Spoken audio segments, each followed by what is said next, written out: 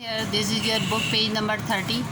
Nevertheless, sound does require a material medium for its propagation and it cannot travel through vacuum. बहरहाल हम जितनी भी examples ले लें तो साउंड जो है वो मटीरियल मीडियम रिक्वायर होता है उसको प्रोपिगेशन के लिए या ट्रैवलिंग के लिए, और वो वैक्यूम में ट्रैवल नहीं करती, यानी कि जहाँ पर किसी किस्म का मीडियम ना हो।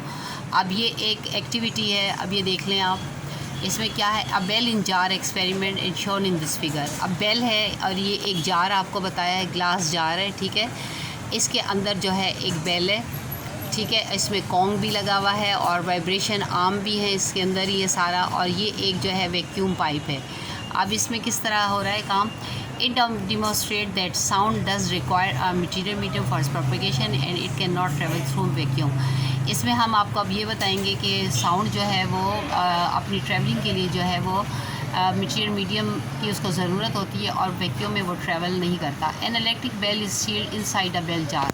एक इलेक्ट्रिक बेल जो है वो इनसाइड यानी इसके अंदर है बेल जार में, and a vacuum pump to remove the है, और एक वैक्यूम पम्प लगा हुआ है जो कि अंदर से तमाम एयर को ड्रेन आउट कर लेगा, ठीक है।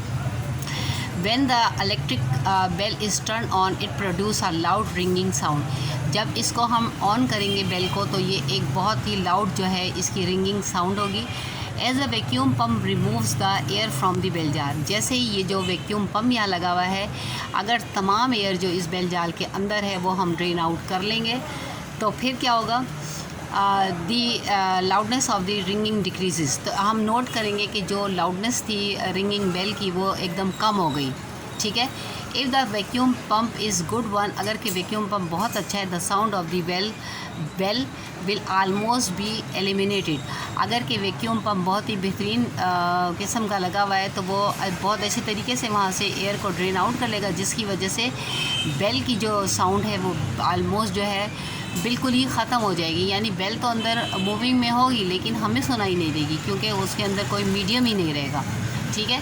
लिहाजा साउंड को ट्रैवलिंग के लिए जो है मस्ट जो है वो अपनी ट्रैवलिंग के लिए मीडियम की ज़रूरत है, ठीक है। अब यहाँ पर ये देखें साउंड प्रोपेगेशन का मतलब होता है ट्रैवलिंग। अब ये एक इन्फो दिया हुआ है, sound like all waves travels at a certain speed and has the properties of frequency and wave length. Sound जो है दूसरी वेव्स की तरह, जैसे हम वेव्स पढ़ रहे हैं, ट्रांसफ़र वेव्स है, लॉन्गिट्यूडनल वेव्स है, उनकी तरह ट्रैवल करती है सर्टन स्पीड के साथ, ठीक है।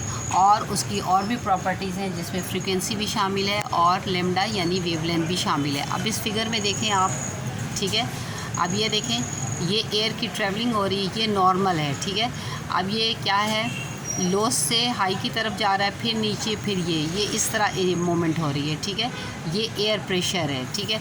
यहाँ पर आप देखें, अब क्या है, show a graph of air pressure as a function of distance from the sound.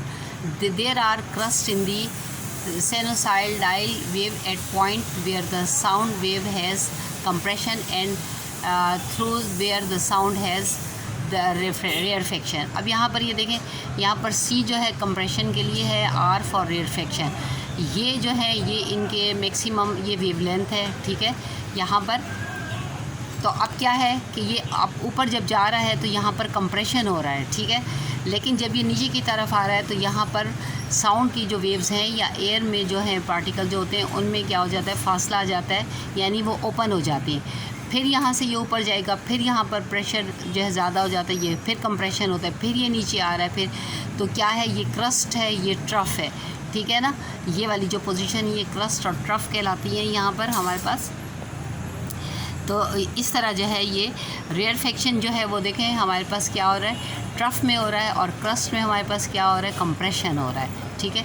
इसको आप जो है डायग्राम को देखें अच्छी तरह।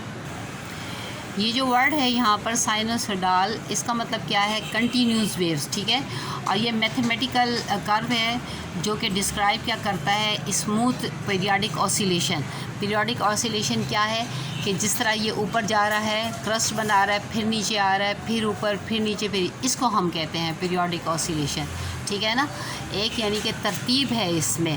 मतलब ये नहीं है कि अगर ऊपर जा रहा है तो बस ऊपर ही रह गया, नीचे नहीं आ रहा, यानी कभी लो है कभी हाई है, यानी कभी के क्रस्ट है कभी ट्रफ है। और कंप्रेशन और रिफ्लेक्शन जो है ये पीरियोडिकली इसमें जो हो रहे हैं उसको हम कहते हैं साइनोसाइडल वेव्स। ठीक है, या कंटिन्यूस वेव्स।